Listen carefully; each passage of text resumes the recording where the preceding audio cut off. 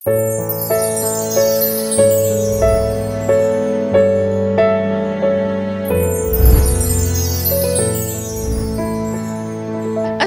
আলাইকুম। আন্তর্জাতিক নারী দিবস উপলক্ষে আমাদের আজকের এই বিশেষ আয়োজন আমার আকাশ। নারী দিবস শুধুই একটি শুভেচ্ছা বার্তা নয়, বরং এই দিন আমাদেরকে মনে করিয়ে দেয় নারীদের প্রতি আত্মসম্মান, অধিকার রক্ষার কথা। জাতিসংঘ প্রস্তাবিত এই বছরের থিম হচ্ছে rights, justice, action for all women and girls. আর প্লাস হচ্ছে ইন্টারন্যাশনাল উইমেন্স ডে কমিটির আরেকটি প্রস্তাবনা হচ্ছে, যেটা কিনা এই বছরের মেইন থিম, সেটা হচ্ছে গিফট টু গেইন। সো এটার দ্বারা আমরা এটাই বুঝে যাচ্ছি যে যখন আমরা কাউকে সুযোগ সমর্থন দিয়ে এগিয়ে যাই, তখনই কিন্তু শুধু নারীরাই আগায় না, আগায় সমাজ। আমাদের আজকের এই প্রাণবন্ত আড্ডায় আমার সাথে উপস্থিত আছেন 8জন অনন্য নারী, যারা তাদের নিজস্ব ক্ষেত্রে সমহিমায় এগিয়ে আছেন। তো তাহলে চলুন শুরু করি আমাদের আজকের এই প্রাণবন্ত আড্ডা। আমি প্রথমেই চলে যাচ্ছি মৌসুমী মৌ, আমাদের মিডিয়ার একজন সুপরিচিত মুখ।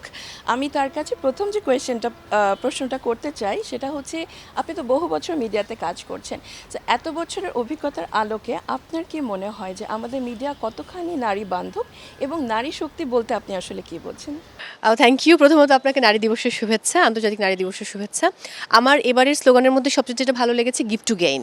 এটা খুবই সঠিক একটা বিষয়, কারণ আমাদের প্রত্যেক নারীরই এটা করা দরকার, নিজের সঙ্গে পাশের নারীটিকে একটু সাহস জোগানো, শক্তি জোগানো।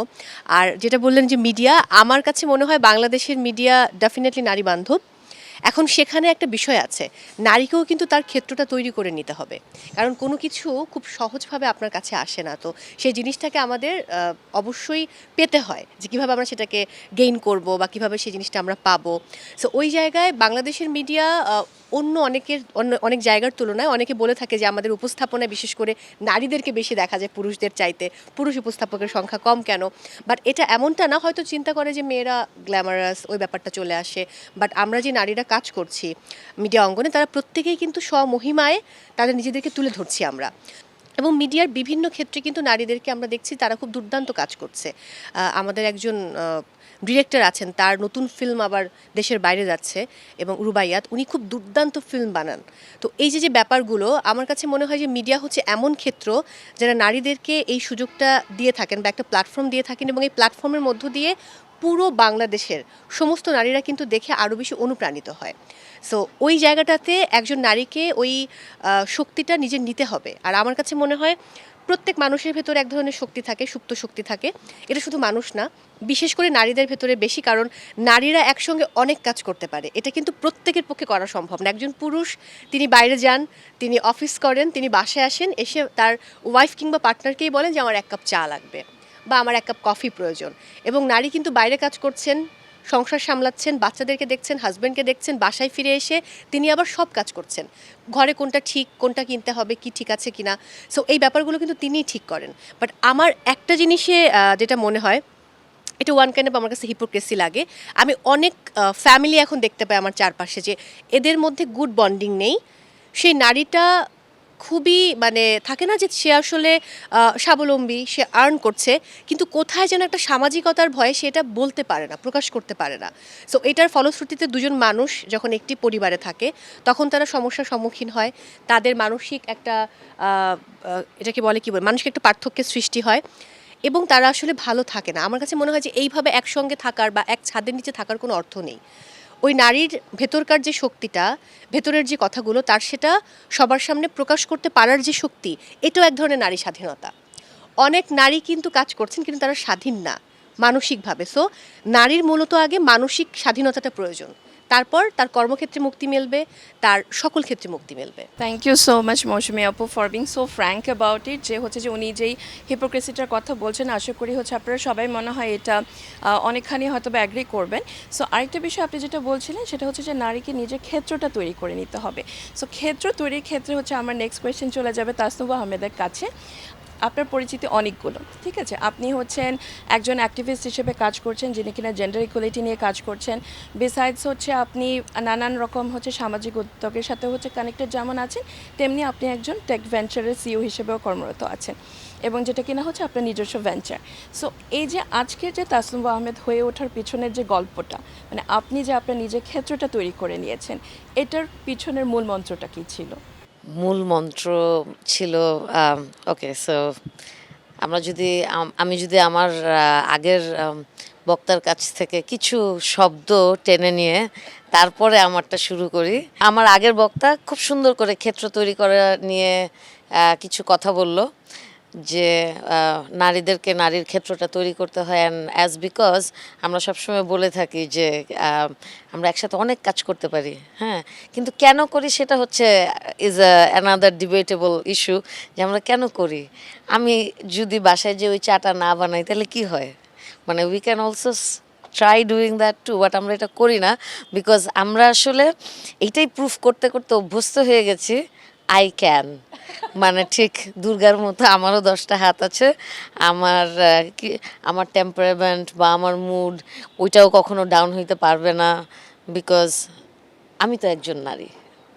সো আমি সব পারি, হ্যাঁ। এই পারতে পারতে যেটা দেখা যায় যে আমরা আমাদের ক্ষেত্রতে আসলে আমাদের ঠিক যতটা ভালো করার দরকার ছিল আমরা ঠিক অতটা করতে পারি না, বিকজ আমাদের 10টা জিনিসও সমানভাবে প্রুফ করার জন্য আমরা নিজেদেরকে আসলে অনেক এনার্জি ওয়েস্ট করতে থাকি। I got married really very early, হ্যাঁ। তো তখন আমার বাবা একটা কথা বলেছিল, তোমার তো আর লেখাপড়া হবে না, লেখাপড়া শেষ। That word actually hit me hard, যে আমি সবসময় আমার বাবা আমার বিদ্রোহী সন্তান ছিলাম, তো আমার মনে আছে, ও তুমি এইটা বললা, I have to prove you wrong, like তুমি যেটা বললে এটা কখনোই হবে না, I will prove you wrong. So prove you wrong করতে করতে আসলে I have done actually right for myself. কখনো কথা শুনিনি এটাও যেমন গর্ব করে বলি, আবার এটাও সাথে বলি যে আমি যা করেছি ভালোই তো করেছি। নিজের কথা শুনে নিজেকে ঠিক জায়গাটায় প্লেস করে নিজের স্বপ্নের পিছনে যাওয়াটা, নিজের জন্য যে জায়গাটা আমি দেখেছি সেই জায়গায় যাওয়া, I could achieve that. But হ্যাঁ, সেটার জন্য আসলে আমাদের পরিবারের অনেকের সাপোর্ট দরকার হয়, প্লাস আমাদের জীবনের কিছু বিভিন্ন সময় বন্ধু আসে যে আমাদের ওই সাপোর্টগুলোকে দিয়ে থাকে। আমার মায়ের আসলে অনেক অবদান আছে এটার পিছনে। আজকে আমরা যখন আসলে প্রত্যেকটা নারী যার একটা like who has a child in the house and you can go out and work is because you have a mom and who is taking care of your child, and you know যে আমার চেয়েও আসলে ভালো করে ওই কাজটা করছে, আমার চেয়েও ভালো করে রাখছে। এই স্যানিটিটা যখন থাকে তখন আসলে কাজ করা যায় খুব ভালোভাবে। ফ্যান্টাস্টিক তাসনুভা। সো তাসনুভা যেটা বলছিলেন আর কি, যে পরিবারের কথা, সাপোর্ট সিস্টেমের কথা। সো আমার নেক্সট কোয়েশ্চেনটা চলে যাবে হচ্ছে নাহিদ আক্তার আপনার কাছে। আপনি তো একাধারে একজন উদ্যোক্তা, আবার একজন মা, স্ত্রী। সো আপনার কাছে কি মনে হয় একজন নারী হিসাবে এবং একজন উদ্যোক্তা হিসাবে, এবং আমাদের অন্য যে পরিচয়গুলো আছে ঠিক তাসনুভা যেগুলো বলছিলেন, আমাদের কর্মময় যে জীবনটা, সেই জীবনটাতে ঠিক কোন চ্যালেঞ্জেসগুলো ফেস করতে হয় যেটা একজনকে পুরুষকে হয়তো বা ফেস করতে হয় না বলে আপনার মনে হয়? এক জায়গায় আমি একটা কথা শুনেছিলাম এরকম that a woman has to work like she doesn't have a family and she has to take care of the family like she doesn't have to work like she doesn't have a job.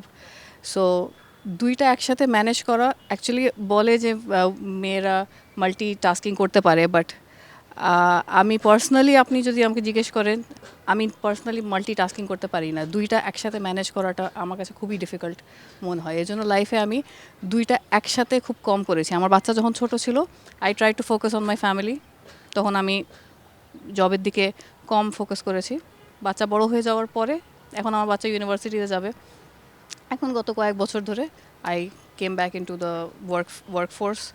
আর আমি এখন একটা নিজের company করেছি এই গত 2-3 বছর হলো। So আমার কাছে এটাই মনে হয় যে it's not possible to tackle both. এই জিনিসটা ছেলেদের ফেস করতে হয় না।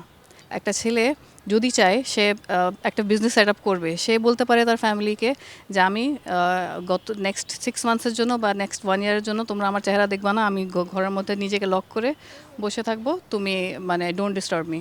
এটা একটা ছেলে বলতে পারে, বাট একটা মেয়ে কিন্তু এই জিনিসটা বলতে পারে না। ঠিক আছে, এখনও আমাদের সোশ্যাল এই আন্ডারস্ট্যান্ডিংটা আসেনি। হ্যাঁ, ওই যে যেমন হচ্ছে যে মৌসুমী আপু নিজে যেমন বলছিলেন যে একজন পুরুষ যখন বাসায় ফিরে, নারী সে যদি বাইরে থেকে কাজ করেও আসে, মানে আমরা যেটাকে বলি হাতি ঘোড়া বাঘ ভাল্লুক যাই মেরে আসুক না কেন, বাসায় এসে এক কাপ চা কিন্তু হচ্ছে স্ত্রীর কাছেই হচ্ছে মানুষ আশা করে, উল্টোটা কিন্তু খুব একটা হচ্ছে হয় না। সো তো নাহিদের কাছ থেকে হচ্ছে আমি এরপর চলে যাব হচ্ছে নরিন আপু আপনার কাছে, ওই সেম কিউ থেকে অ্যাকচুয়ালি, যে আপনিও তো একসময় হচ্ছে আপনি এসি নিয়েলসনের মতো একটা কোম্পানিতে কাজ করেছেন, বহুজাতিক কোম্পানিতে, এবং এখন আপনি একজন উদ্যোক্তা হিসেবে কাজ করছেন।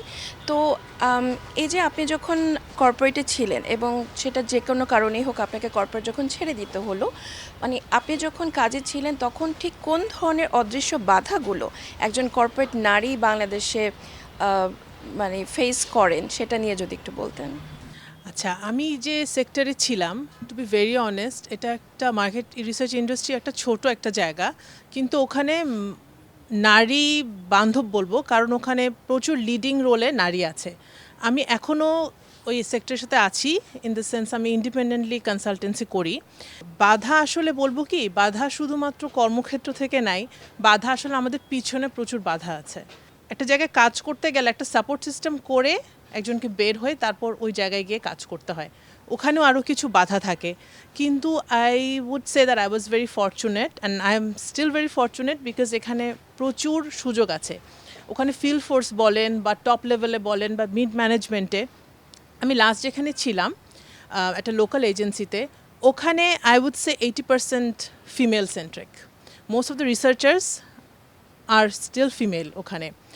তো আমি বলবো যে আমার যেখানে আমি কাজ করেছি ওখানে আমি ওরকম বাধা ওভাবে পাইনি, বাট অনেক ক্ষেত্রেই তো আসলে অন্যান্য জায়গায় দেখি যে বাধা আসলে পায়। বাট ফর্চুনেটলি মার্কেট রিসার্চ ইন্ডাস্ট্রিতে মহিলারা যথেষ্ট ভালো করে অনেক কিছু মেনটেন করে করতে পারে। রিসার্চের ক্ষেত্রে আপনাকে অনেক রকম চিন্তা করতে হয়, there are like numbers, there are other things that you have to consider. So ওরকম করে আমি ওরকম কোনো বাধা আসলে পাইনি, বাট বাধা আসলে একটা থাকে, বলে না একটা গ্লাস সিলিং, ওগুলা কম বেশি থাকেই। আচ্ছা, অসংখ্য ধন্যবাদ নরিন আপু। ইয়া প্লিজ, শাকিলা কিছু অ্যাড করতে চাচ্ছিলেন মনে হয়। থ্যাংক ইউ আপু ফর দ্য ফ্লোর। সো এতগুলো ওয়ান্ডারফুল স্পিকারের মাঝে থেকে being the youngest in age, হয়তো আমি মানে নিজের জায়গা থেকে বের হয়ে একটু কথাটা বলছি, বাট ফ্রম অ্যান অবজারভেশন সবার কথা একটা জিনিসই বারবার আসে আমার মনে হয়, যে একটা নারীর কিছু একটা করতে গেলে নিজের জন্য ফার্স্ট ওই অপরচুনিটিটা ক্রিয়েট করতে হয়। ওই অপরচুনিটিটা ক্রিয়েট করার পরও আমরা যদি চাই যে আমরা ওটাতে কাজ করব বা ওটার প্রতি নিজের অ্যাটেনশন দিব, সোললি সাপোর্ট সিস্টেম থাকতে হয়। এখন আই থিঙ্ক এখানে জিনিসটার তফাৎটা হয়ে যায়। একটা পুরুষের ক্ষেত্রে যখন আমরা তাকিয়ে দেখি অনেক সময় সাপোর্ট সিস্টেমটা না থাকলেও তারা পারে জিনিসটাকে ছেড়ে চলে আসতে, আমরা পারি না। আপু যেটা মেনশন করলো যে আমি নিশ্চিন্তে আসতে পারি কারণ আমি জানি আমার মা আছে পিছনে, সেই অবদানটা আছে। আমরা নারীদের সাপোর্ট সিস্টেম অনেক সময় নারী ভিত্তিক হয়। এখানে একটা ভালো জিনিস যে আমরা নারীরা বুঝি একজন আরেকজনের সঙ্গ দেওয়া, বাট আরেকটা বড় জিনিস এখানে এই যে দ্য রেসপন্সিবিলিটি অফ এই যে চা বানায় দেওয়া, একটা বাচ্চা রিয়ার করার কিনশেপ, এই পুরাটাই নারীদের প্রতি হয়ে এসেছে পুরা থ্রু আউট টাইম। আনফর্চুনেটলি মানে রিসার্চে কিন্তু দেখা যায় যে 92% ইনফ্যাক্ট কাজ অফ রিয়ারিং আ চাইল্ড, একটা বাচ্চাকে বড় করার, একটা man can do equally as well as a woman. The 8% makes a difference. However আমরা যখন টাইম স্পেন্ডটা দেখি একটা বাচ্চাকে রিয়ার করার সময়, বা ছোটোবেলা থেকে আমি অ্যাটলিস্ট পড়ে এসেছি মা লালন পালন করে, বাবা লালন পালন করে খুব কম জায়গায় পড়েছি, খুব কম জায়গায় দেখেছি। দ্য ভেরি আইডিয়া যে this whole support system kinship, এটা কিন্তু আমাদের মাঝখানে ইকোনমিতে খুব বলতো যে উইমেন্স আনপেইড লেবারটাকে ইকোনমিতে অ্যাড করা হবে, right? This is the unpaid labour we talk about, কিন্তু do women get a return on this? ইকোনমিতে অ্যাড করলো কিন্তু মহিলাদেরকে কি ওই মর্যাদা হচ্ছে? যে দ্য রিজন ওয়াই আমাদের এতগুলা পুরুষ সারা দিন বাসার বাইরে খাটতে পারে। আপু বললেন রিসার্চের কথা, আমি যদি অ্যাজ আ মার্কেটিং স্টুডেন্ট সেলসের ক্ষেত্রে দেখি, আমাকে এখন আমার ফ্যাকাল্টিরা বলে যে তুমি এমটিওতে যাওয়ার চেষ্টা করো না, তুমি HR centric marketing desktop centric দেখো, বিকজ তারা জানে যে আমি এমটিওতে গেলে আমার ঢাকার বাইরে নির্জন এলাকা যেখানে প্রবলি হোটেলস নেই থাকার মতো, খাওয়া রান্না করার প্রপার জায়গা নেই, সেখানে যে একা থাকতে হবে ওই সাপোর্ট সিস্টেমটা পাবো না। দ্য অনলি রিজন পুরুষরা পারে এটা, কারণ তারা জানে তাদের ফ্যামিলিতে, তাদের বাসায় এমন নারীরা আছে that are looking behind. So অনেক সময় কোয়েশ্চেনটা আসে যে নারীরা আসলে what are women bringing to the table, যে নারীরা আসলে তোমার অবদানটা কি এখানে, এত যে কথা বলো। পুরুষের প্রতিটা অবদানের পিছনে যেটা বলে যে একটা নারীর হাত থাকে, এই জিনিসটা, এই সাপোর্ট সিস্টেমটা, আপু বললেন আপু রিসার্চে যেতে পেরেছেন, তবুও কিছু গ্লাস সিলিং থাকে। নারীর অবদানের পিছনে এই যে গিফট টু গেইন, নারীরই হাত থাকে আনফর্চুনেটলি। হ্যাঁ। ইকুয়াল কন্ট্রিবিউশনটা আমরা দেখি না, but it's great to see যে নারীরা কীভাবে দুই জায়গায়, হ্যাঁ আমাদের বাধ্য হয়ে পুরুষদেরও সাপোর্ট করতে হচ্ছে, নারীদেরও সাপোর্ট করতে হচ্ছে, এই ওভারবার্ডেন হয়ে যায় আমাদের উপরই। বাট আমরা 10 হাতি দেবী দুর্গা হয়ে নিজেদেরকে মনে করি যে প্রুভ করব যে আমি পারি, আমি করব, but would love to see যে এই জিনিসটা distribute Shakila, thank you so much for raising a very important question এখানে। আমি ওর জাস্ট কয়েকটা ইয়ের সাথে আমি একটু অ্যাড করতে চাচ্ছিলাম, যেখানে 92 আর 8%-এর মেনশন করলো যে না, আমি যখনই আসলে নারীর ক্ষমতায়ন বা women power whatever you say, আমি যখনই কথা বলতে যাই আমি কিন্তু সবসময় মেনশন করি এই কথাটা যে নারীরা একা একা আসলে যে জায়গাটা এসেছে সেই জায়গায় আসলে একা একা আসা যায় না। আমরা ওমেন্স ডে প্রোগ্রাম মানে আমরা যখন ধরো আমরা অনেক প্যানেল ডিসকাশন বা অনেক সেমিনারে আমরা যাই না, যে অডিয়েন্সও নারী এবং যারা স্পিকার তারাও নারী, আমি ওইখানে যে সবসময় প্রশ্ন করি যে আমার অডিয়েন্সে যদি পুরুষগুলো না থাকে, আমি যেই কথাগুলো বলছি বা আমি যেই সমস্যাগুলো ফেস করছি, এই সমাধানগুলো যখন আমি দিব বাসায় নিয়ে তো যেতে পারবে না, তাহলে আমার এই সমাধানগুলো দিয়ে লাভ কি? সো হ্যাঁ, আমার বাড়িতে অ্যাটলিস্ট আমি খুব লাকি যে হ্যাঁ আমার হাজব্যান্ড আমার বাচ্চার সাথে আমার চেয়ে বেশি টাইম স্পেন্ড করে। এটা অনেস্টলি আমার মনে হয় আমি খালি বাসায় আসি আর বের হয়ে যাই, বাট আমার হাজব্যান্ড যখন বাসায় আসে সে বাসায় থাকে এবং পুরোটা সময় মানে একদম ছোটোবেলা থেকে, এখন শুধু না যে এখন বড় হয়ে গেছে এখন করে না, ছোটোবেলা থেকেই আসলে করে। So we need actually both men and women for us to excel. Exactly.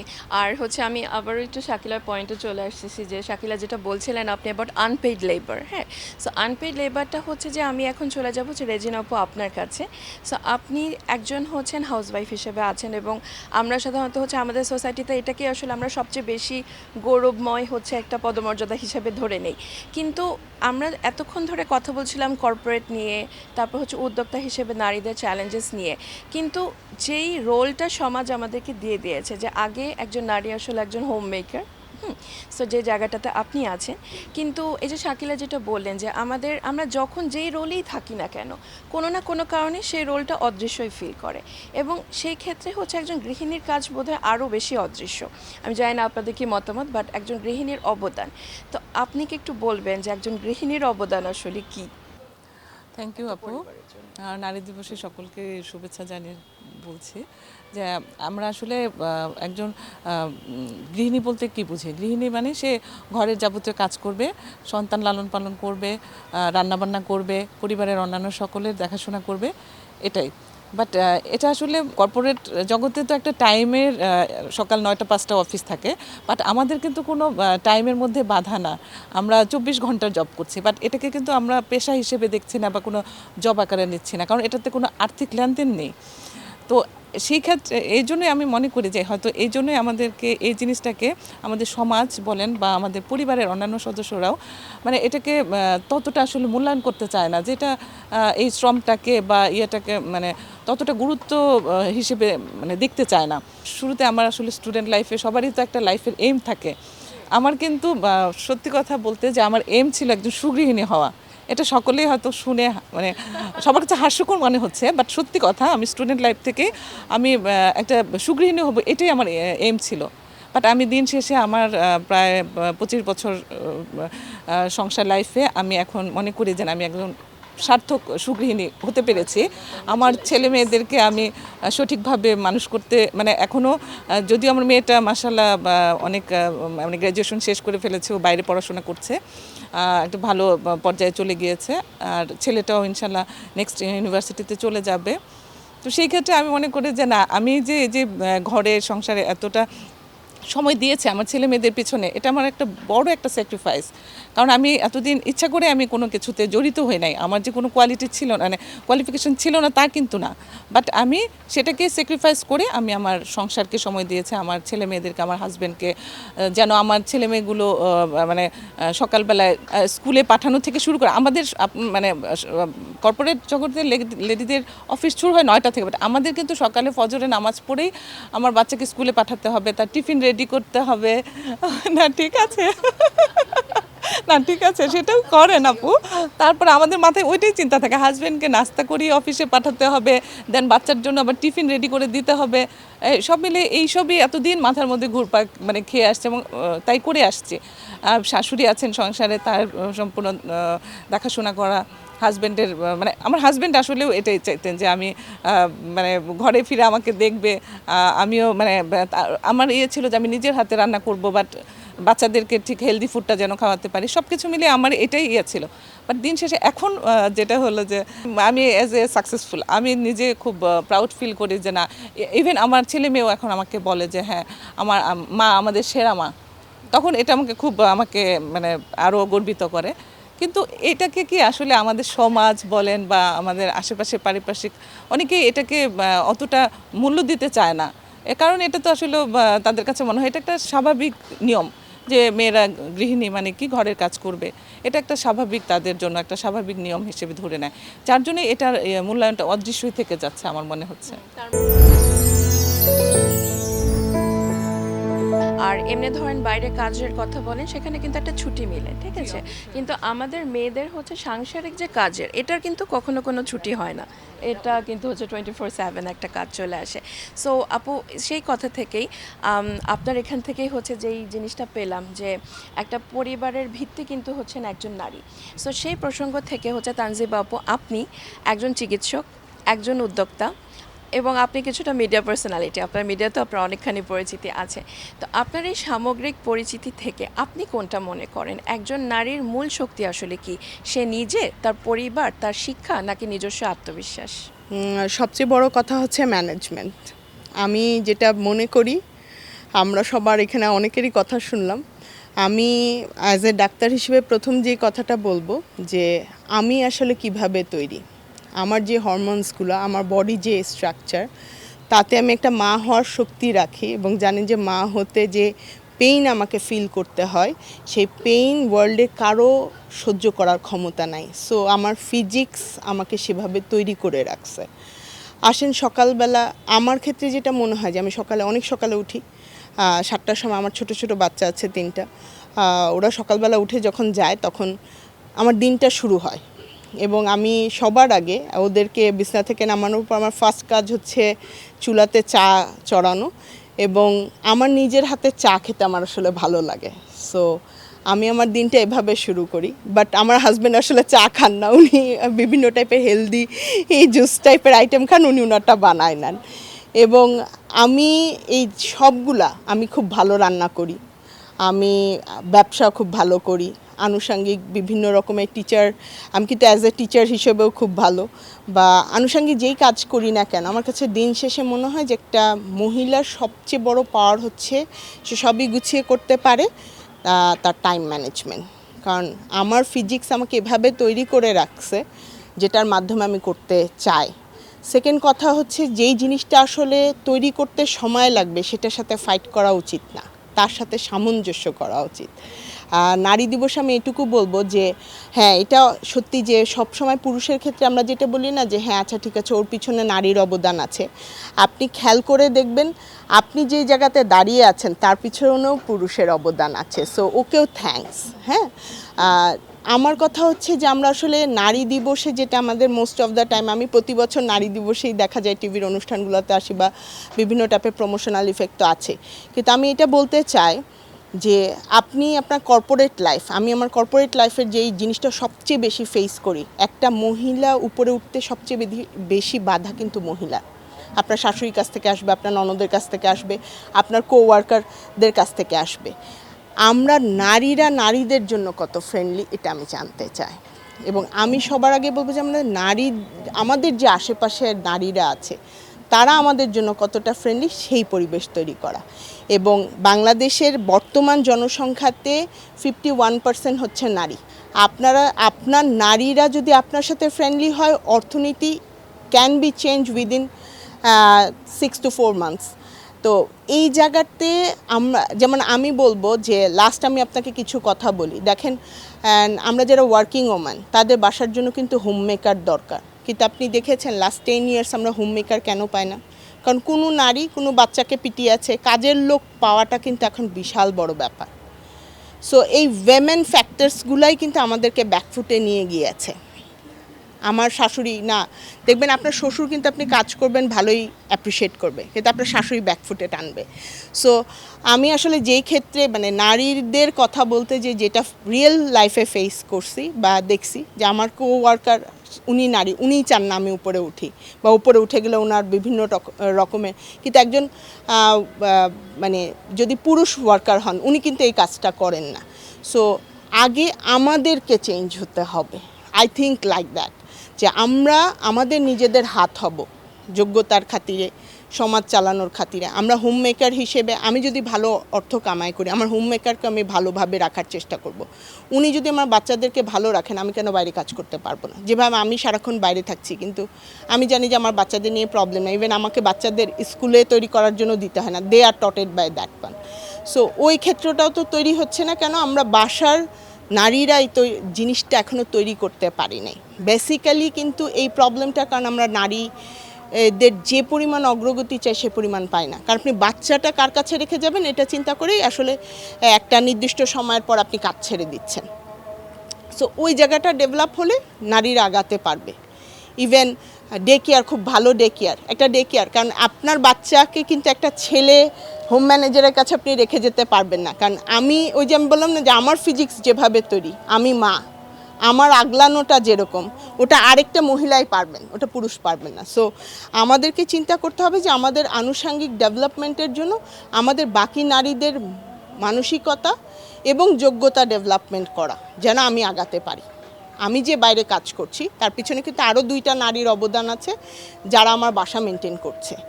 So ওই জায়গাটা ডেভেলপ হলে কিন্তু আমরা ডেভেলপ হয়ে যাব আশা করি। তানজিব আপু, আপনি যেটা বলছিলেন যে নারীকে তার নিজস্ব শক্তিতে যদি আসতে হয় তাহলে আমাদের একটা সাপোর্ট সিস্টেমের প্রয়োজন হয়, যেটা আসলে আমাদের আরও কয়েকজন বক্তার কথাতেই আসলে উঠে এসেছে।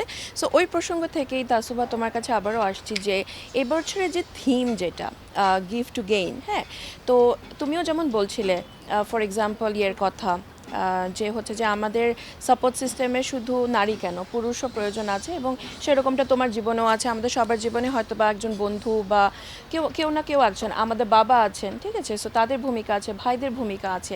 সো এই যে গিভ টু গেইন, হ্যাঁ, এই বিষয়টাকে হচ্ছে তুমি কিভাবে দেখছো? গিভ টু গেইন আসলে আমার কাছে একটা খুব বড় perspective. It's not very simple, it's not actually transactional to me. আমি দিলাম এবং এর বিনিময়ে আমি কিছু চাই। So it is not like that. আমি যখন দিব, আমি ওই জায়গাটাতে আসলে দেওয়ার মেন্টালিটি থেকে দিব এবং আমি ওখান থেকে কিছু চাই না। সো যখন আমি এই জিনিসটা অ্যাচিভ করতে পারবো যে আমি দেওয়ার জায়গাটা থেকে শুধু দিতে এসেছি, তখন আসলে আমরা আমাদের একটা পারিপার্শ্বিক আমরা একটা উন্নয়ন দেখতে পাবো। এখন এটা হতে পারে, সাপোজ আমি কোনো উমেন লেড বিজনেসকে দেখে আমি ওইখানে ইনভেস্ট করি, অথবা একজন নারী উদ্যোক্তা আছে, উনি ব্যাগ করে বা শাড়ি করে বা হয়তো খাবার বানায়, আমি তার কাছ থেকেই হয়তো জিনিসটা কিনি, because I want to develop that community.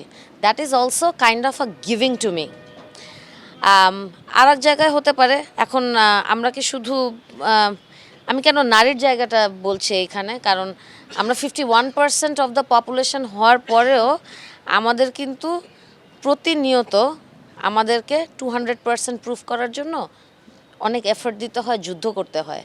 So সেই জায়গাটাতে আমরা যদি হোলিস্টিক একটা ডেভেলপমেন্ট দেখতে চাই, সো আমাদেরকে প্রত্যেকটা আসলে জায়গা ধরে ধরে এবং কনসিয়াসলি ওই জায়গাগুলোতে ট্যাপ ইন করতে হবে।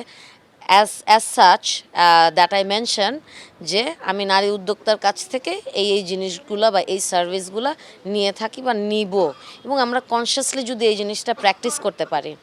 And as you know me for quite a some time, you know also about my the like আমার সোশ্যাল সার্ভিসেসের জায়গা থেকে কি কি কাজগুলো আসলে করেছি।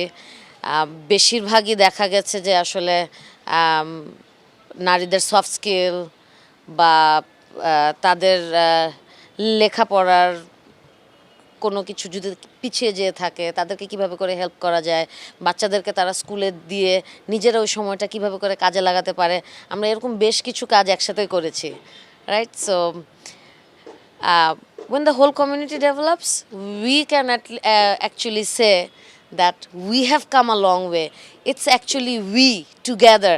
আমি একলা একলা উন্নতি করলাম, আমার আরও 5টা বন্ধুকেও আমি কোনো উন্নয়নের হাত ধরে উঠালাম না।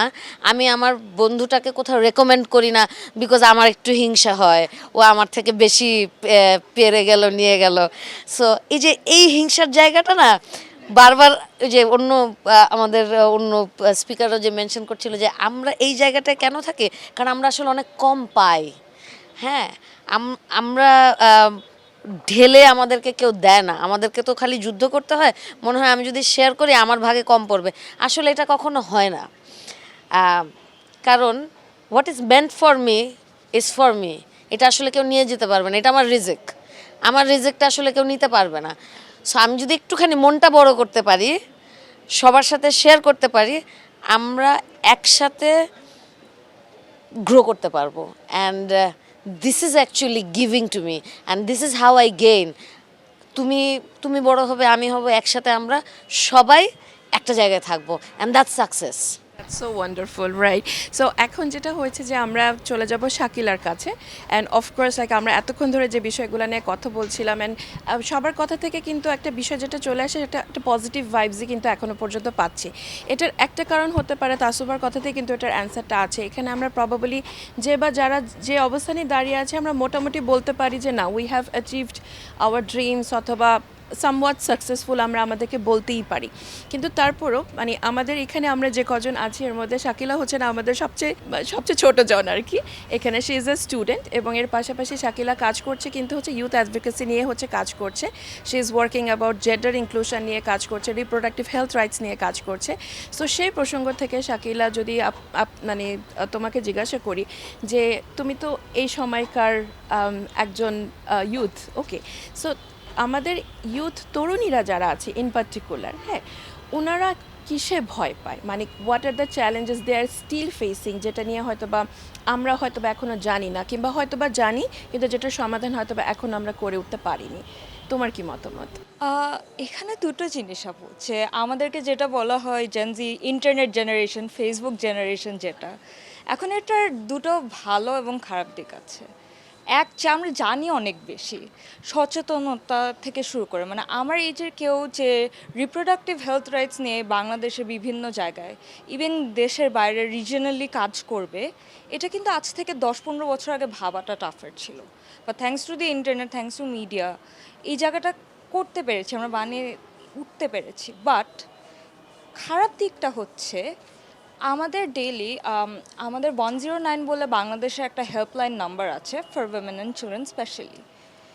Daily there is at least around 385 cases of online harassment that they get contacted for. এই ইন্টারনেটটা সচেতনতার সাথে এক ধরনের মাস্ক নিয়ে আসে, যেটা আমার মনে হয় আমার জেনারেশন সবচেয়ে বেশি ভয় পায়। আপু মিডিয়াতে আছেন, আপু জানেন যে ট্রোলিং কত বড় একটা ফ্যাক্টর। আমরা যে আজকে এখানে কথা বলছি, এখান থেকে কেউ একটা স্নিপেট নিয়ে যে একটা মিম বানিয়ে ফেলবে না, একটা ট্রোল করবে না।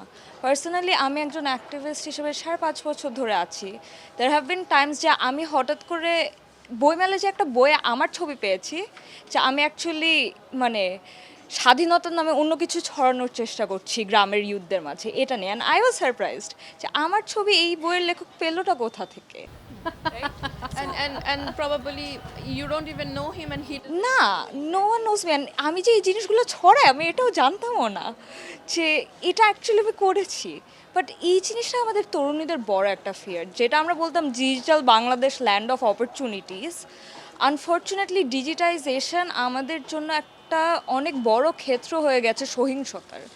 অনলাইন জেন্ডার বেস ভায়োলেন্স হচ্ছে লাস্ট আমরা যেটা বলি 29 days against gender base violence বা সেটার থিম ছিল লাস্ট ইয়ার, কারণ এত বড় একটা ইস্যু এটা প্ল্যাটফর্মস মেটা থেকে শুরু করে গুগল থেকে শুরু করে সবাই মিলে কাজ করেও পারছে না ঠেকাতে, কারণ মানুষ ভাবে যে এই মাস্টার পিছনে থেকে তার যা ইচ্ছা করে ফেলতে পারে, যে নারী তার সে কার কি হয় কোথাকার ম্যাটার করে না। তো এই জিনিসটা তরুণীদের একটা অনেক বড় ভয়ের ক্ষেত্র। যেমন আরেকটা ভয়ের ক্ষেত্র যেটা হচ্ছে যে ইনফরমেশন সচেতনতার অপব্যবহার। যেমন আমি হচ্ছে রিপ্রোডাক্টিভ হেলথ রাইটস নিয়ে একবার গাইবান্ধায় আমরা একটা রিসার্চে গেলাম। একটা তরুণী, সে 14 বছর, তার বিয়ে হয়েছে যখন সে 12 ছিল। সে গত 2 মাস ধরে হসপিটালাইজ সদর হসপিটালে। আমি গেলাম, কথা বললাম, টার্নস আউট যে সে যেহেতু আর্লি বিয়ে করেছে, তার মাদারহুড ধারণ করার কেপাবিলিটিটা নেই, সে সিভিয়ারলি অ্যানিমিক। তো সে অনলাইনে দেখেছে যে সার্টেন পিলস খেলে তার এটা প্রিভেন্ট হবে। সে কখনো বুঝেনি যে পিলসগুলো যে খাচ্ছে এগুলো অ্যাকচুয়ালি ডক্টর প্রেসক্রাইব পিলস না, এগুলো হচ্ছে র্যান্ডম জড়িবুটি, উইচ কজড হার যে তার 8 মাস ধরে টানা ব্লিডিং হচ্ছিল without doctors being able to identify a proper cause. পরে দেখা গেল তার পুরো লাইনিং ড্যামেজ হয়ে গেছে শুধু এই মিস ইনফরমেশনটার কারণে। তো এই সচেতনতা যেটা, আপু এখানে ডাক্তার আছেন, ডাক্তাররা বারবার বলে যে একটা ডাক্তার অনেক বছর পড়াশোনা করে আপনাদের প্রেসক্রাইব করে বুঝে শুনে নিজে থেকে ডাক্তারিগুলো করা প্রবাবলি উচিত না, রাইট? তো এই ইনফরমেশনের যে ভালো দিকটা আমরা অ্যাওয়্যার হচ্ছে, আমরা জানছি, অনেক কিছু কাজ করতে পারছি। মিস ইনফরমেশন ম্যানেজ করাটাও যেমন একটা ভয়ের জিনিস আমাদের জন্য, দ্বিতীয়ত নিজেদের ব্যাপারে মিস ইনফরমেশন ছড়াবে, মানুষ দুটা কটু কথা বলবে, ডিফারেন্ট একটা পার্সপেক্টিভ পাবে আমার ব্যাপারে যেটা আসলে না, এটা একটা অনেক বড় ভয়ের কারণ আমাদের জেনারেশনের জন্য আমার মনে হয়। মিডিয়ার এখন অনেকগুলো মাধ্যম আছে, যার মধ্যে ডিজিটাল প্ল্যাটফর্মটা হচ্ছে এমন একটা platform that can reach everyone very easily. হ্যাঁ, সবার হাতে এখন একটা করে মোবাইল আছে এবং সেটার মাধ্যমে people can easily get misinformed. But still হচ্ছে আমরা যদি মিডিয়ার বা মিডিয়ামের কথাই যদি বলি, যেটার মাধ্যমে মানুষ তথ্য বা এটার অ্যাক্সেসিবিলিটিটা পায়, সেই প্রসঙ্গ থেকে মৌসুমী আপু আপনার কাছে চলে আসে, যেহেতু আপনি মিডিয়ার সাথে সরাসরি কানেক্টেড আছেন, যে মিডিয়াগুলো এই ক্ষেত্রে নারীর ক্ষমতায়ন বলেন অথবা হচ্ছে যে ইনফরমেশনের কথা বলেন বা এই জায়গাগুলোতে নারীদেরকে আরেকটু বেশি তথ্য সমৃদ্ধ করার জন্য তারা আসলে ঠিক কী পদক্ষেপগুলো নিতে পারেন? Thank you. আমি একটু অ্যাড করতে চাই। আমি শুনছিলাম শাকিলা, রাইট? আপনি খুব ভালো বলছিলেন। আমি ওনার সঙ্গে বেশ কিছু জিনিস অ্যাড করব। আর আমি এই প্রশ্নের উত্তরের সঙ্গে কিছু ব্যাপার আপনার সাথে অ্যাড করতে চাই, বিকজ যেহেতু আজকে নারীদেরকে নিয়ে কথা হচ্ছে, কারণ অনেক কিছু ফেস করতে হয়, অনেক নারীদের গল্প বলতে হয়। সো ওখান থেকে পার্টিকুলারলি আমি কোনটাকে এখন বাছাই করে বলবো এটা নিয়ে আমি ভাবছি। তো আমি একটা ছোট্ট গল্প বলি, যে মিডিয়ার যারা আমরা কাজ করি আমাদের দ্বারা অনেকেই প্রভাবিত হয়, তার একটা নমুনা। আমি একবার কক্সবাজারে গেছি একটা প্রোগ্রাম করতে। এটা একটা ইয়ুথদের প্রোগ্রাম, যেহেতু আমি বন্ধু সভা করি, আমার মন জানালা নামে একটা প্ল্যাটফর্ম আছে। সো বন্ধু সভার হয়ে আমি গেছি। সো আমার অ্যাকচুয়ালি টাইম ছিল না, আমি শিডিউল ম্যানেজ করতে পারছিলাম না। সো ফাইনালি আমি গেলাম। তো ওই মেয়েটা যখন জানলো যে আমি যাব, দেন একটা মেয়ে, ওর বাড়ি প্রবাবলি হচ্ছে সম্ভবত টেকনাফে। সো টেকনাফ থেকে এসছে, ও হিজাব পরে, হিজাব বলতো নেকাব পরে, মানে ওর ফেসটা রিভিল করছিল না। সো যখন আমি ওখানে বক্তৃতা দিচ্ছিলাম, একটা পর্যায়ে গিয়ে ও হচ্ছে হাত তুললো যে আমিও কিছু বলতে চাই। অ্যান্ড দেন ও পেছন থেকে আসলো, আমার পাশে দাঁড়ালো। তো তারপরে বলা শুরু করলো যে আমি যে কখনো দাঁড়িয়ে কথা বলতে পারবো এইটা আমি কখনো ভাবতেও পারিনি। এবং ও রেগুলার আমার ভিডিওস দেখে, অ্যান্ড ভিডিওস দেখে দেখে ও আমাকে খুব পছন্দ করে, আমার মতো হতে চায়, কিন্তু সে সাহস ওর নেই। সো ও ভেবেছিল এখানে আসবে না, যেহেতু এখানে অনেক ছেলেরা থাকবে। তো ফাইনালি ও যখন শুনলো যে হ্যাঁ আমি আসছি, তখন ও সিদ্ধান্ত নিল ওর কয়েকটা ফ্রেন্ডের সাথে এখানে আসবে।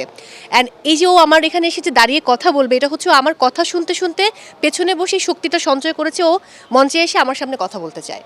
এবং সে খুব ভালো বলেছে, আমি অবাক হয়েছি, খুব ভালো বলেছে।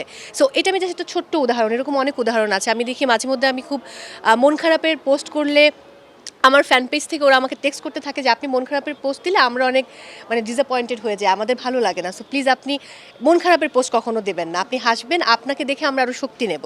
সো ওরা কিন্তু আমাকে শক্তি দেয়। অ্যান্ড আরেকটা ব্যাপার, মিডিয়াতে বাকি যারা কাজ করি আমরা, তাদের যে লাইফস্টাইল, তারা যেভাবে চলেন, যেটা ভাবেন, যেভাবে বলেন, অনেক তরুণীরা আছে বা তরুণেরা আছে, তাদের এই আইডিওলজিটা কিন্তু ফলো করে। সো আমার কাছে মনে হয় যে মিডিয়া এমন একটা পাওয়ারফুল মাধ্যম যেটা আসলে আমাদের সোসাইটিকে, আমাদের সমাজকে, আমাদের নারী পুরুষ নির্বিশেষে সবাইকে অনেক এডুকেটেড করতে পারি। এবং আমরা তো বলি যে আমাদের কাজই হচ্ছে to inform, two educate, two entertain. So আমরা এন্টারটেইনও করছি, আমাদের এই কাজের মধ্য দিয়ে আমরা কিছু শিক্ষা দিচ্ছি, কিছু জানাচ্ছি এবং তাদেরকে ইনফরমেশন পাস করছি। ছোট্ট কিছু বিষয় বলতে চাই, আমার লাইফে সবচেয়ে বড় অবদান বললে আমি বলবো আমার দুটো মানে ফিমেল ফ্রেন্ড। সো আমি যখন আমার লাইফে সবচেয়ে ব্যাড টাইম পার করেছি ওরা খুব সাপোর্ট করেছে। সো এই যে নারীরা হচ্ছে একজন নারীর সবচেয়ে বড় তলোয়ার বা শক্তি, এটা আমি মনে করি। সো যখন আপনার পাশে একজন সত্যিকারের নারী বন্ধু থাকবে তখন আপনি যে কি পাওয়ারফুল এটা একজন পুরুষ বন্ধুও পারে না। সো আবার যদি এই বন্ধুটা আপনার জন্য হার্মফুল হয় তাহলেও আপনার সবচেয়ে বড় ক্ষতি করতে পারে। আর আমরা তো এটা জানি যে বন্ধু ফেল করলে মন খারাপ হয়, বাট বন্ধু যখন ফার্স্ট হয় তখন আরও বেশি মন খারাপ হয়। এটা একটা প্রচলিত কথা, human psychology. But it's true যে ট্রু ফ্রেন্ড যারা তারা আসলেই অনেক আনন্দিত হয়। এবং মানে আই এম সো লাকি যে আমার লাইফে এরকম ট্রু ফ্রেন্ড আছে। খারাপ ফ্রেন্ড যে ছিল না তা না, সেটা আমি আইডেন্টিফাই করতে পেরেছি। এবং আমি আরেকটা মানে টিপস দিতে চাই সবাইকে যে যখন আমরা ফ্রেন্ডশিপ করবো আমরা হয়তো মনে করি যে আমার সাথে আপুর অনেক ভালো বন্ধুত্ব, কিন্তু যখন আপনি ফিল করবেন যে তার সান্নিধ্যে আপনি অলওয়েজ খুব গুড ফিল করেন, একই সাথে সে আপনাকে খুব সুপিরিয়র ফিল করে। অনেকে থাকে যে খুব বলছে আল্লাহ মারিলেন তোমাকে তো খুব সুন্দর লাগছে, কিন্তু না কাজলটা ভালো হয়নি। এটা কিন্তু পজিটিভ না, এটা নেগেটিভ কথা। তোমার প্রশংসা করতে করতে আমরা তোমাকে ছোট করি। এরকম অনেক ফ্রেন্ড আছে দেখবেন আপনার প্রশংসা করতে করতে আপনাকে ডাউন করবে, অন্যের কাছে আপনাকে ছোট করবে, অনেকগুলো প্রশংসা করে একটা খুব নেগেটিভ তথ্য দিয়ে দেবে যে আপু, একজন এসে বললো যে আপু আপনি তো খুব ভালো উপস্থাপনা করেন, আজকে বোধহয় কিছু একটা ঝামেলা ছিল না আপু, আহারে আপনার বোধহয় মনটা খারাপ। এটা কিন্তু একটা নেগেটিভ কথা। সো আমার কাছে মনে হয় যে নারীদেরকে বন্ধু চুজ করতে শিখতে হবে, আর পরিবার থেকে এটা হওয়াটা জরুরি। আমি যদি আমার নিজের পরিবারের গল্প বলি, ডেফিনেটলি তারা সাপোর্টিভ, বাট আমার ইচ্ছে ছিল আমি ডাক্তার হব। তো আমি যখন চান্স পেলাম না, আব্বু আম্মু চাইলে কিন্তু প্রাইভেট মেডিকেলে পড়াতে পারতেন, তারা সেটা পড়াননি বিকজ আমি মেয়ে বাচ্চা। আমার ছোটো ভাই 3টা ইউনিভার্সিটি চেঞ্জ করেছে। সে জগন্নাথে পড়েছে 1 বছর, ভালো লাগে না, ভর্তি ক্যান্সেল করে সে নর্থ সাউথে ভর্তি হয়েছে, 2 সেমিস্টার পড়েছে, সেটা তার ভালো লাগছে না। সে জগন্নাথে ছিল নাট্যকলাতে, নর্থ সাউথে লতে, এরপর সে রবীন্দ্রভারতীতে পড়তে চলে গেছে ইংলিশে। আব্বু আম্মুর কিন্তু কোনো না নেই। এখন ওখানে সে মাস্টার্স কমপ্লিট করার পর আরও একটি মাস্টার্সে ভর্তি হয়েছে। এখন 2 মাস ক্লাস করার পর সেদিন সে ফোন করে বলেছে এই সাবজেক্ট তার পছন্দ না, তার ভালো লাগছে না, হসপিটালিটি ম্যানেজমেন্টে এখন পড়ছে। সো আমি বললাম যে আমি তো কিছু বলতে চাই না, এখন সে মালটা চলে যাবে, তার ইচ্ছে সে এখন ইউরোপে পড়তে যাবে। তার মানে তুমি আদু ভাইয়ের মতো সারা জীবন পড়াশোনা করো। আব্বু আম্মুর কিন্তু কোনো না নেই বিকজ ও ছেলে বাচ্চা। অথচ আমি যে মেয়ে বাচ্চা, আমার মনে হয় ভাইয়ের কাছ থেকে আপনি শুনেছেন যে আমি আমার পুরো ফ্যামিলির দায়িত্ব আমি নিয়েছি এবং I am the only earning person of my family.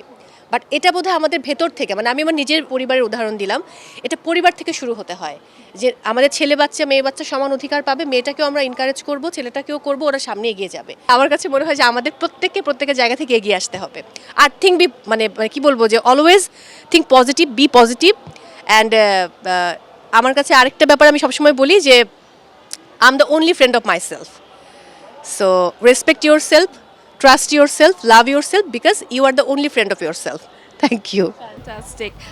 So এই প্রসঙ্গ থেকে যে আমরা যে কথাগুলো সাধারণত বলে থাকি ফিমেলদের ব্যাপারে, সেটা হচ্ছে যে সাপোর্টের কথা উঠে আসলো। তারপর এই মুহূর্তে মৌসুমী আপু যেই কথাটা বললেন যে হচ্ছে যে you have to love yourself, হ্যাঁ। আর প্লাস হচ্ছে আরেকটা কোয়েশ্চেন যেটা ওনাকে করা হয়েছিল সেটা হচ্ছে যে মিডিয়া প্রসঙ্গটা, যে মিডিয়া কীভাবে হচ্ছে নারীর ক্ষমতায়নকে সাহায্য করতে পারে। তো আমরা তো আসলে হচ্ছে আমাদের এই আড্ডাটা তো মিডিয়াতেই যাবে, মিডিয়ার জন্যই হচ্ছে করা। এবং এটার মূল উদ্দেশ্যটা হচ্ছে যে আমাদের যে গিভ টু গেইন যে থিমটা, যে আমরাও সমাজকে কিছু একটা দিতে চাচ্ছি। সো এই যে আমাদের পার্সোনাল লাইফ থেকে যে ইনফরমেশনগুলো উঠে আসছে বা আমাদের ব্যক্তিগত অভিজ্ঞতা থেকে যে বিষয়গুলো উঠে আসছে, সো সেগুলোর আলোকে নাহিদ তুমি যদি একটু বলো যে ফর এক্সাম্পল একজন উদ্যোক্তা হিসেবে অথবা একজন নারী হিসাবে মূলত আমাদের দেশে এখনও পর্যন্ত, যেটা আমরা সবসময় অনেকগুলো স্ট্যাটিস্টিক্স কিন্তু উঠে এসেছে, 51% নারী যেই দেশে, সেই দেশে হচ্ছে ফিমেল লিডারশিপ কিন্তু এখনও অনেকখানি অ্যাবসেন্ট। হ্যাঁ, আমাদের কান্ট্রি লিডারশিপের নারী অনেকগুলা বছর ধরে ছিল, কিন্তু বিভিন্ন সেক্টরের প্রসঙ্গগুলো যখন আসে তখনও কিন্তু হচ্ছে ফিমেল লিডারশিপ কিন্তু আমরা অতটা কিন্তু এখনও চোখে দেখি না। সো ফিমেল লিডারশিপ তৈরি করার যে ক্ষেত্রটা, সেটার জন্য আসলে আমাদের কি করা উচিত বলে আমরা মনে করি? ফিমেল লিডারশিপ তো কম, 50% যেটা বললেন, 50% কত, 51%। আইটি ফিল্ড স্পেশালি টেক ফিল্ডে এটা আরও কম। আজকে ইনসিডেন্টালি আমরা দুইজন আছি এখানে এই টেক সিইও, বাট এরকম leadership in tech female representation অনেক কম, স্পেশালি বাংলাদেশে। সো এটার রিজনটা হচ্ছে one of the biggest things is যে রেপ্রেজেন্টেশন কম। We don't see a lot of CEOs on screen, বা পেপার খুললে বা ম্যাগাজিন খুললে আমরা খুব বেশি সিইওস বা টেক সিইওস দেখি না। সো এই রেপ্রেজেন্টেশনের দরকার আছে, আমাদের দেখার দরকার আছে, আরও ইন্সপিরেশন পাওয়ার দরকার আছে। আরেকটা জিনিস যেটা দরকার আছে from our society actually, give to গেইনের কথা যখন আসছে, সো ইন্দ্রা নুই যে পেপসিকোর সিইও ছিল, সে এক সময় এই কথাটা বলছিল যে মেয়েরাই ইউজুয়ালি, স্পেশালি কোম্পানির ভিতরে, মেয়েরা মেয়েদেরকে হেল্প করতে চায় না যে কোনো একটা অফিসিয়াল এনভায়রনমেন্টের মধ্যে। বাট ছেলেদের মধ্যে একটা ছেলে এসে আরেকটা ছেলের কাছে মানে তার মেল কলিগের কাছে হেল্প চাইলো, সে খুব ইজিলি দিয়ে দেয়। কিন্তু মেয়েরা আগে চিন্তা করে না তার কি প্রমোশন আমার আগে হয়ে যাবে কি না। ওই যে তাসনুভ আপু যে জিনিসটা বললো যে we have to help each other, একজন আরেকজনকে হেল্প করে টেনে উপরে নিয়ে আসলেই কিন্তু অ্যাজ এ কমিউনিটি আমরা আগে বাড়বো, অ্যাজ পার্সোনালি অলসো আমরা কিন্তু আগে বাড়বো। আমি যখন আরেকজনকে হেল্প করব, সেও কোনো এক সময় হয়তো বড় হয়ে গেলে হয়তো সে আমাকে হেল্প করবে কোনো এক ইসে। সো এটাও ইম্পর্ট্যান্ট। আরেকটা জিনিস তানজিব বাবু যেটা বলছিলেন যে অনেক ফ্যামিলিতে দেখা যায় যে শাশুড়ি মানা করে, এই জন্য মেয়েরা বের হতে পারে না বাসা থেকে, জব করতে পারে না বা বিজনেস করতে পারে না, বা ননদ পছন্দ করছে না এই জন্য যেতে পারে না। সো এই জিনিসটাও কিন্তু ইম্পর্ট্যান্ট। অ্যাজ আ ফ্যামিলি আমাদের অ্যাকচুয়ালি এনকারেজমেন্ট দেওয়ার দরকার আছে to our family members, to the women of our family. মাশাল্লাহ এই দিক থেকে আই এম লাকি যে I got that opportunity or environment, যে শাশুড়ি, ননদ, হাজব্যান্ড কেউই মানে রাস্তায় দাঁড়ায়নি। বাট এটা অনেক মানে আই বিলিভ 70% মেয়ে হয়তো আছে বাংলাদেশে যে মানে এই এনভায়রনমেন্টটা পায় না বাসায়। সো এই সাপোর্ট সিস্টেমটা তৈরি করা দরকার আছে in every family and from every class, every strata of society, not just the upper class or middle class, from every strata of society এই এটা দিতে হবে, ফ্যামিলি থেকে এই সাপোর্টটা দিতে হবে। Correct, you are absolutely correct Nahid. So Nahid যেটা বলছিল যে হচ্ছে যে দ্য ফ্যামিলি শুড সাপোর্ট, কিন্তু ফ্যামিলি সাপোর্ট করা ছাড়াও যেমন মৌসুমি যেমন বলছিলেন যে একটা ফিমেলকে আসলে, এটা আমাদের সবার অনেকের কথাতেই কিন্তু উঠে এসেছে, একটা ফিমেলকে নিজেকে আসলে বুঝতে হবে যে সে আসলে কি চায় এবং সেটার জন্য তার আসলে কোন জিনিসটা দরকার সেটাও তাকে বলতে পারতে হবে। এবং সো সেই প্রসঙ্গে হচ্ছে রেজিনা আপু আপনার কাছে চলে যাব যে সাধারণত হচ্ছে যে আপনি যেটা বললেন যে আপনি একজন সুগৃহিণী, খুবই সুন্দর একটা কথা।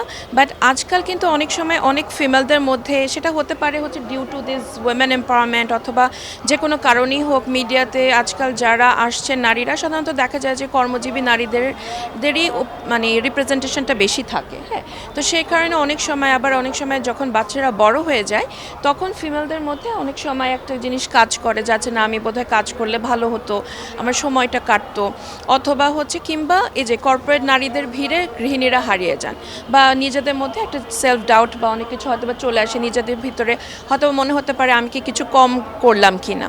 সো তাদের উদ্দেশ্যে হচ্ছে রেজিনা আপু আপনি কিছু বলতে চান যদি হচ্ছে যে না, সুগৃহিণী হয়েও একজন নারী হচ্ছে কিভাবে তার অবদান শুধুমাত্র পরিবারের মধ্যে না, সমাজে এবং হচ্ছে সামগ্রিকভাবে হচ্ছে দেশকেও উপহার দিতে পারে।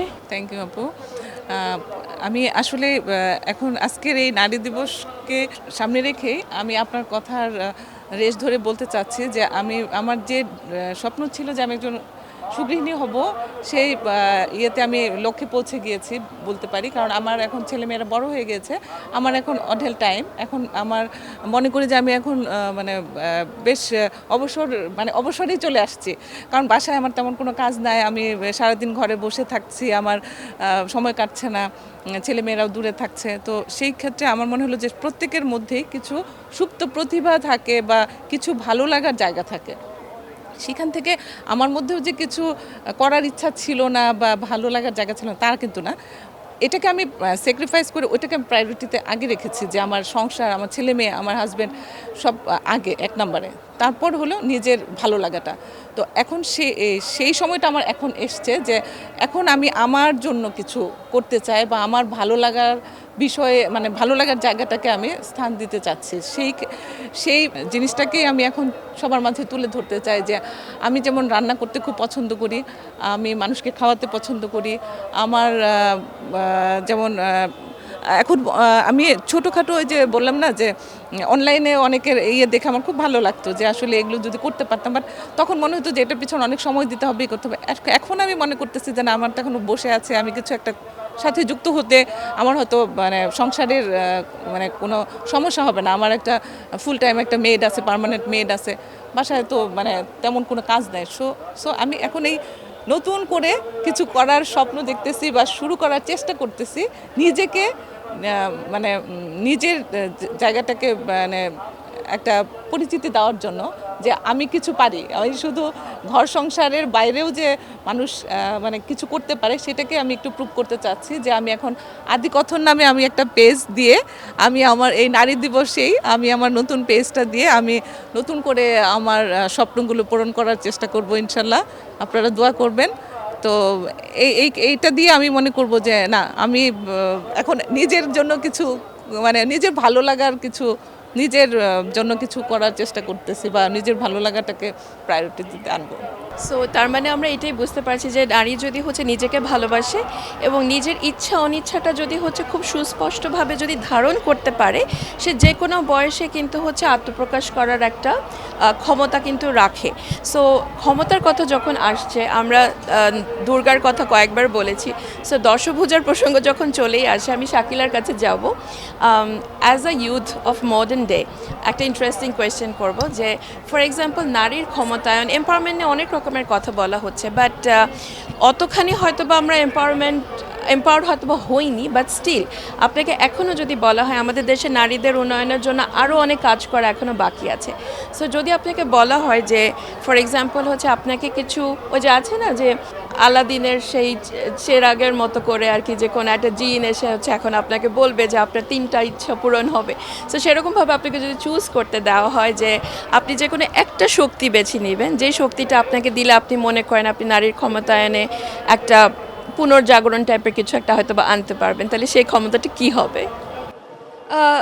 এই কোয়েশ্চেনটা আসলে goes very well with the theme যে গিভ টু গেইন। যদি আমি আমার পার্সপেক্টিভ থেকে চিন্তা করি যে পাওয়ারটা আই থিঙ্ক নট জাস্ট নারী, বাট আই উইশ আমাদের জেনারেশন, সকল জেনারেশনকে দিতে পারি আমরা, ইজ এমপ্যাথেটিক লিসনিং বা অবজার্ভিং। যেটা আমার মনে হয় যে অ্যাজ ওয়েমেন বা অ্যাজ এনি হিউম্যান আমরা যেটা সবচেয়ে বেশি দিতে পারি অন্য মানুষকে, যেটা তাকে নট অনলি তার ভালো লাগবে বাট তাকে তার জায়গাটা বুঝে নিতে, তাকে বৃদ্ধি করতে সাহায্য করে, তাকে যে কোনো একটা খারাপ জায়গা থেকে উঠে আসতে সাহায্য করে, is empathetic listening and observing.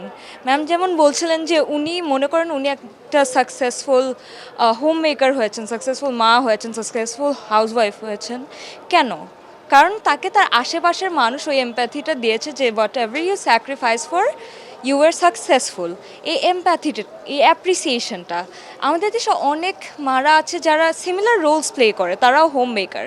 দিন শেষে তাদের শুনতে হয় যে তুমি তো কিছু অ্যাড করলা না জীবনে, তুমি সারাদিন তো বাসায় ছিলা, কী করছো। বাট তাদেরকে যদি কেউ এমপ্যাথেটিকলি এসে শুনে অবজার্ভ করে বলতো যে দিস ওয়াজ ইয়োর ড্রিম, হ্যাঁ ঠিক আছে, এটাই তোমার স্বপ্ন, তুমি বাস্তবায়ন করেছো, তুমি আমাদের স্বপ্ন বাস্তবায়ন করতে সাহায্য করেছো, থ্যাংক ইউ। এটাই কিন্তু অনেক বড় একটা জায়গায় নিয়ে যায়। ম্যাম যেমন বলছেন যে আমরা মানে একজন আরেকজন নারীকে টেনে নামানোর চেষ্টা করি অনেক সময় কাজের ক্ষেত্রে, রাইট? কিন্তু আমরা অফিসেও যদি একটা ফিমেল আমাদের সাথে আছে, দেয়ার প্রবলি একটু মানে দেখছি ইল টেম্পার্ড, আজকে খুব খিটখিটে হয়ে আছে। ইনস্টেড অফ বিং লাইক যে ওর তো মেজাজ দেখলে থাকা যায় না আশেপাশে, ওকে বাদ দিয়ে চল আমরা কোথাও যাই, ইনস্টেড অফ বিং যে আচ্ছা is there something bothering you, তুই কি ঠিক আছিস, একটু কিন্তু মানে মেন্টাল হেলথে বলে যে all you need is 8 minutes to make a dying person survive. The 8 minutes of listening of empathy, আমার মনে হয় that is the biggest power, যেটা আই উইশ আমাদের স্কুল থেকে বাচ্চাদেরকেও শেখানো হতো। Countries like Netherland, like Switzerland, ওরা কিন্তু আর্লি এজে ক্লাস 1, 2, 3-তে ও ম্যাথ, ইংলিশ এগুলো কম পড়ায়, ওরা অ্যাকচুয়ালি শেখায় যে how to communicate your emotions and how to be a social creature. কীভাবে তুমি অন্য মানুষের খেয়াল রাখবা, কীভাবে তোমার আশেপাশের মানুষের সাথে বিহেভ করবা। তুমি যে একটা জিনিস ফিল করছো যে আজকে হয়তো একটা শিশু হিসেবে ক্লাস 1-এ তোমার একদম কাউকে ভালো লাগছে না জাস্ট ঘুম থেকে উঠে, মানে শিশুদের আমরা দেখি এটা টডলারদের যে কিছু ভালো লাগছে না ওদের সকাল থেকে উঠে, যাই দিবা তাদের না না না চিল্লাচিল্লি। বাট এই জিনিসটাই যদি ওদেরকে শেখানো হয় যে তুমি তোমার ইমোশনও কনভে করবা, ম্যাম যেমন বললেন যে আমি নিজের ইচ্ছাগুলো এখন বহির্প্রকাশ এই যে করতে চাচ্ছি, ছোটোবেলা থেকে যদি তাদের বোঝানো হয় যে তুমি তোমার ইচ্ছার বহির্প্রকাশ করতে পারো, যখন চাও এখনই করতে হবে সেটা না, তোমার ইচ্ছা পরে চেঞ্জ হলে সেটারও বহির্প্রকাশ করতে পারো, বা তোমার পাশের মানুষ কি বলছে একটু শোনো, একটু বুঝো। এই যে 8 জন কথা বলছি মনে হচ্ছে না কিন্তু তর্ক করছি, কারণ আমরা একজন আরেকজনেরটা শুনে তার পার্সপেক্টিভটা বোঝার চেষ্টা করছি। I think that is the only power I wish যে সবার মধ্যে থাকতো অ্যাজ আ হোল জেনারেশন। তাহলে তো এই খারাপ দিকগুলো যেগুলো নিয়ে আমরা কথা বলি যে বুঝে না, বা আমাদেরই লড়াই করতে হয় একা, বা আমি কম পাচ্ছি বলে অন্যকে টেনে নামানোর চেষ্টা করছি, এই জিনিসটা হয়তো নারী পুরুষ কারোর মধ্যেই থাকতো না যদি আমরা এই এমপ্যাথিটা নিয়ে শুনতাম, অবজার্ভ করতাম, বুঝতাম, এটাই আর কি। বা এখানে আমরা 8 জন যে আজকে একত্রিত হয়েছি, যে নারীদের যে লড়াইটা আমরা এখনও করে যাচ্ছি, বা মানে আমাদের যেই অবস্থানটা, সামাজিক অবস্থানের কথা বলেন বা রাষ্ট্রের কাজে আমাদের অবস্থানের কথা বলেন, সেটাকে বোঝানোর চেষ্টা আমরা এখনও চালিয়ে যাচ্ছি। হ্যাঁ, মানে আমাদের ব্যাপারটা হচ্ছে এরকম যে আমরা যা করি, আমাকেই যেমন বিভিন্ন সময় শুনতে হয়েছে যে আমি যখন চাকরি করতাম, যখন কর্পোরেটে ছিলাম, এমনও কথা শুনতে হয়েছে ও তো শখে কাজ করে, অ্যাজ ইফ লাইক আমি পড়াশোনা করেছি, I do have my own কি বলবো ক্যাপাবিলিটিস আমার কাজ করার জন্য, but still I had to মানে হিয়ার দিস যে আমাকে শখে আমি অ্যাজ ইফ কাজ করি। তো এই যে এই বিষয়গুলো যখন চলে আসে, তানজিব বাবু আপনি কি মনে করেন যে এই যে আমাদের এই বছরে যে ইউএনের প্রস্তাবিত যে থিম, যেটা rights justice action for all girls and women, এই বিষয়টাতে রাষ্ট্রের কি কি পদক্ষেপ নেওয়া উচিত? আমি এতটুকু বলবো যে আসলে পদক্ষেপ ফার্স্টে যে থিমটা, যে গিফট টু গেইন, কয়েকদিন আগে ইকরা বিষয়ক একটা বিশাল কাহিনী হলো। সো আমার একটা কথা, গিভের জায়গাটা কোথায়? তুমি তোমাকে ভালোবাসো ফার্স্ট, তুমি নিজেকে সবার মধ্যে পাবে, তুমি তোমাকে স্কিল আপ করো, তোমাকে দিচ্ছ কিন্তু, তাহলে তুমি সামনে আগাতে পারবে। তুমি তোমাকে কেয়ার করো, তাহলে তুমি ভালো থাকবে। গিভ টু গেইনের বেসিক মটোটা হচ্ছে তুমি তোমাকে দাও, তাহলেই তুমি সামনে আগাতে পারবে। This one is the first motto. আর যখনই তুমি তোমাকে ভালোবাসবে, আশেপাশে যা কিছুই হচ্ছে না কেন, ফ্যাক্টর করলেও দিন শেষে কিছু ফ্যাক্ট করবে না। That one is the thing. এখানে বিশাল বড় পলিসি ডেভেলপমেন্ট করলাম, অনেক কিছু করলাম, কিন্তু সাংসারিক মানসিক অশান্তি, আনুষাঙ্গিক সব কিছু কিন্তু মেনটেন করা সম্ভব না। খাতায় লেখা আছে, মনে কিন্তু লেখা যাবে না। সো আমি পলিসি তৈরি করে দিলেই যে মনে লেখা যাবে তা না। সো মনকে দাও, সময় দাও, কেয়ার করো, ভালোবাসো, নিজের জন্য আলাদা একটা দুনিয়া তৈরি করো, যে দুনিয়াটাতে দিন শেষে তুমি পেয়েছো কিনা সেটা না দেখে কি করতে পারবা সেটা দেখো। তাহলে আমার মনে হয় যে টোটাল যে থিমটা সেটা নারী দিবসের কাভার করবে, এবং আমরা প্রত্যেকটা নারী একজন আরেকজনকে দেওয়ার অভ্যাস করি। খালি নারীরা নারীদেরকে দিতে পারলে বাকি সবটুকু আগানো সম্ভব, কোনো ব্যাপারই না। এবং সবাইকে আন্তর্জাতিক নারী দিবসে আবার শুভেচ্ছা। ওয়ান্ডারফুল কিছু মানুষ ছিল আমাদের সাথে, যাদের প্রত্যেকের গল্প শুনতে পেরে আমি আসলেও অনেক মুগ্ধ এবং খুশি হয়েছি। ধন্যবাদ মার্লিনকে ওয়ান্ডারফুল উপস্থাপনা করার জন্য। আশা করছি আমাদের আজকের এই প্রাণবন্ত আড্ডাটি আপনারা সবাই উপভোগ করেছেন, এবং আমরা এটাই আশা করছি যে আমাদের এখানে যেই কথাগুলো হয়েছে বা যেই বিষয়গুলো আমরা তুলে ধরার চেষ্টা করেছি, এটা শুধুমাত্র এতটুকু সময়ের মধ্যেই আটকে থাকবে না, এবং আমরা আমাদের জায়গা থেকে যেমন করে চেষ্টা করছি আমাদেরকে এগিয়ে নিয়ে যাওয়ার, আমাদের সাথে আমাদের বন্ধু, আমাদের পরিবারের নারীদেরকে এগিয়ে নিতে, আপনারাও আপনাদের জায়গা থেকে চেষ্টা করবেন তাদের সবাইকে এগিয়ে নিতে। বিকজ নারীরা আগালে শুধু নারীরাই আগাবে না, আগাবে আমাদের পুরো সমাজ। অসংখ্য ধন্যবাদ এবং নারী দিবসের শুভেচ্ছা আবারও।